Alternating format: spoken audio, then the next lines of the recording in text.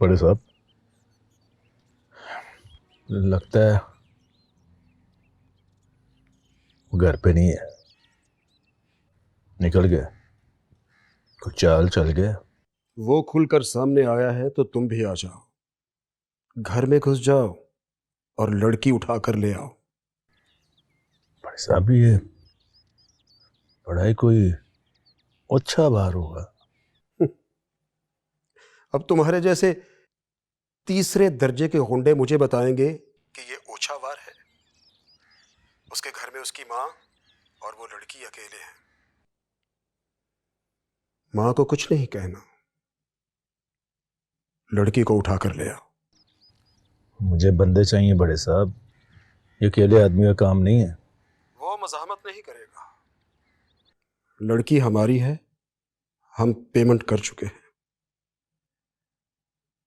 कोठी चलाने का शौक है ना, तो पहले माल इकट्ठा करो, फिर कोठी चला लेना। ठीक है, थोड़ी देर में बताता हूँ आपको।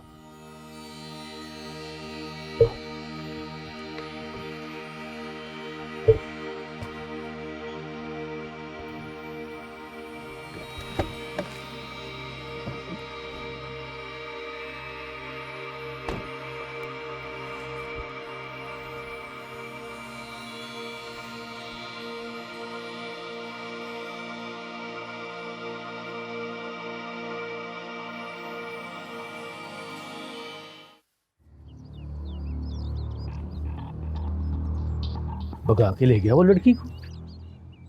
घर में सिर्फ बुढ़ी माई थी। इतने सालों में भी मैं उसे पहचान ना सका। बड़े साहब, जितनी जल्दी हो सके यहाँ से निकले और मुझे भी निकालें, मामला उल्टने वाला है। कुछ नहीं होगा, भाव बढ़ा रहा है वो अपना, देखना खुद ही फोन करेगा कि इतने पैसे और भिजवा दो।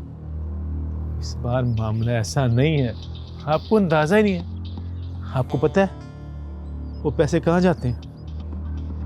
कहाँ? उसी बिग ब्रदर के घर। उस बिग ब्रदर का जुल्फी से क्या ताल्लुक? बड़े साहब, ऐसे ही मैंने उस लड़के से पूछा, भाई तुम पैसे कहाँ देते हो? तो उसने कहा इस बिग ब्रदर के घर। और जब मैं बिग ब्रदर के घर पहुंचा तो मुझे एसएचओ का फोन आया, यहाँ दोबारा नहीं आना, मैं खुद संभाल लूंगा। इसका मतलब समझते हैं आप? वो भी उनसे मिला हुआ है। बड़ी गेम है, इज्जत मिलेगी, पैसे होंगे, तरक्कियां होंगी। बड़े साहब, हमसे जो लेना था वो ले चुके। बेवकूफ हो तुम। बड़े साहब, अनपढ़ जरूर ना, पर दुनिया देखी है मैंने। एक बात बता दूं, ये जो अफसर होते हैं ना, इन्हें दौलत से भी ज्यादा ना शोहरत और इज्जत की भूख होती है। फिर ये केस हल करके हीरो बन जाते हैं।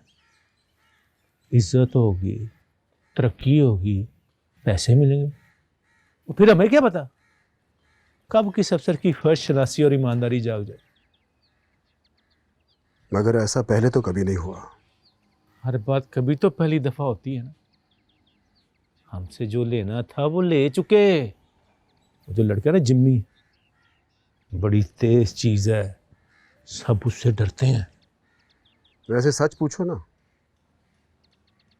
मुझे तो तुम पे भी शक है। होना चाहिए, होना चाहिए बड़े साहब। हमारे धंधे में तो अपने साइज से भी डरना चाहिए।